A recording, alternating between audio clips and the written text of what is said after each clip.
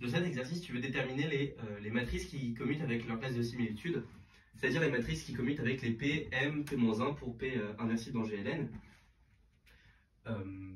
C'est un exercice sympa. En fait, j'ai supposé que... Bon bah, déjà, je vais transposer l'exercice dans L2E parce que c'est plus pratique pour ce que j'ai envie de faire. Je prends U de L2E qui vérifie ça. Et je vais montrer qu'en fait, U, c'est une matrice scalaire de la forme lambda identité.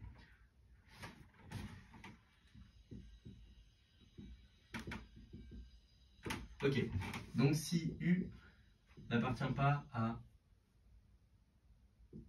C fois ID, ici on est sur la main de C, mais je pense qu'encore algébriquement close ça va marcher.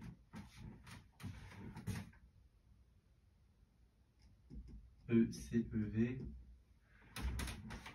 Ok, donc si U c'est pas une homothétie, ça c'est un exercice classique, alors il existe X et Y, famille libre.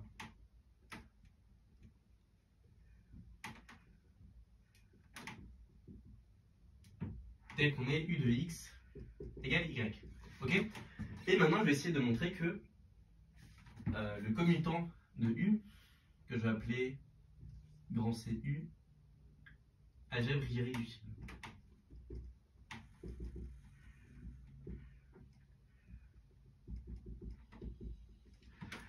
C'est quoi CU? C'est l'ensemble des éléments de L2E qui commutent avec U.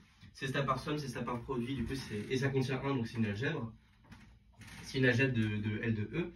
Et je vais essayer de montrer qu'elle est irréductible, c'est-à-dire que, en gros, elle est transitive. Si j'ai un élément X dans E, je peux l'envoyer sur n'importe quel Y.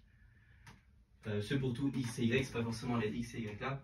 Mais en fait, on a juste besoin de ça, puisque pour tout P dans GL de E, on a PU, P-1 qui est dans CU. Et l'idée, c'est qu'on va utiliser P astucieusement pour utiliser cette équation et la transplanter sur tous les autres éléments de E. Montrer que ça, c'est une algèbre irréductible, donc qui agit transitivement sur tous les vecteurs. Et une fois qu'on aura fait ça, on va utiliser le théorème de Burnside qui dit qu'une algèbre irréductible de L de E, c'est tout L de E. Donc U sera dans le centre de L de E, donc ça sera une homothétie. Voilà. Ok. Donc ça c'est le but du jeu. Et en fait ça va directement décoller de ça. Si je prends soit A et B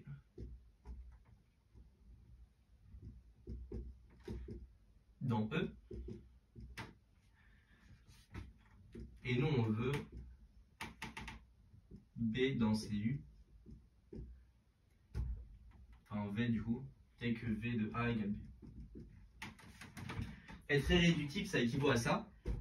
Être irréductible, ça veut dire que tu n'admets pas de sous-espace stable.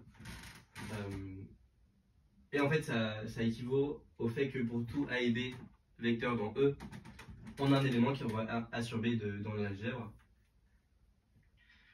L'idée, c'est que on va utiliser la liberté de X et Y. On complète X et Y en une base.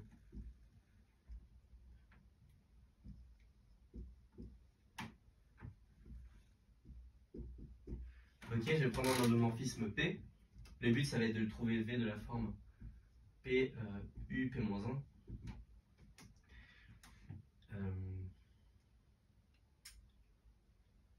On va poser P de X égale A et P de Y égale B.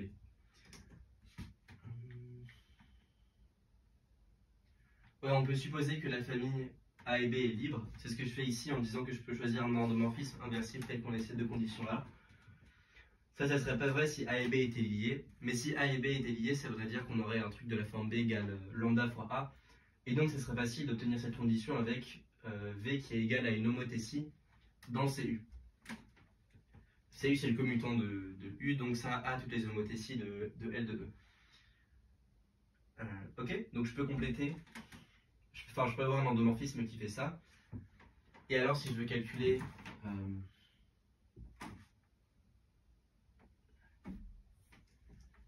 si je veux calculer V de A, V de A, ça va être P moins, ça va être PU de P-1 de A. Mais on a tout fait pour que P-1 de A, ça soit X. Donc ça fait P de U de X, ça fait P de Y, donc ça fait B. Moralité, on a bien V. CU est bien irréductible.